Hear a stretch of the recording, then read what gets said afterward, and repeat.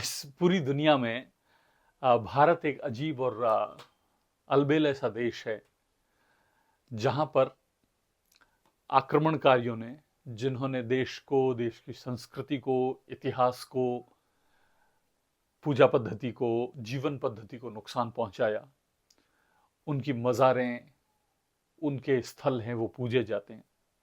मैं आपको याद दिला दूं कि बताऊं मैं आपको कि अमेरिका ने जब ओसामा बिन लादेन को उसके अंजाम तक पहुंचाया तो समुद्र में ही डाल दिया कहीं, और किसी को पता नहीं कि कहां पर। नहीं तो उन्हें मालूम था कि उसका भी कोई न कोई स्मारक बन जाना था।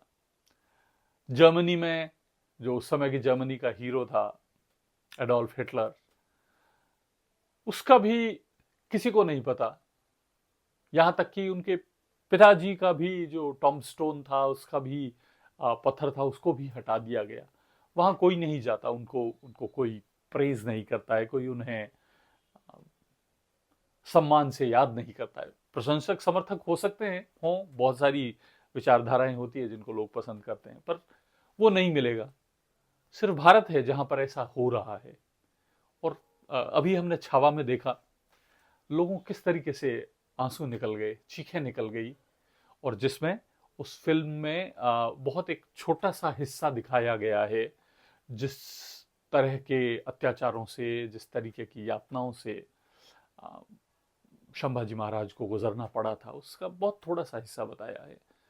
तो एक समाज के रूप में, एक देश के रूप में, एक जागरूक नागरिक के रूप में हमारे को जानने की, समझने की, सोचने की ज़रूरत है कि हम क्या चीज़ें हैं जो अपनी पीढ़ी को लेगेसी के रूप में देना चाहते हैं। हमने ना तो उनको अपना स्वतंत्रता का ठीक इतिहास पढ़ाया है, ना ही जिन लोगों ने, हम तो स्टॉकहोम सिंड्रोम के शिकार हो गए हैं कि जिन्होंने हमें चोट पहुंचाई, हम उन्हीं से मोहब्बत करने लगे हैं। ये आने वाले समाज के लिए, आज के समाज के लिए, किसी के लिए भी अच्छा नहीं है।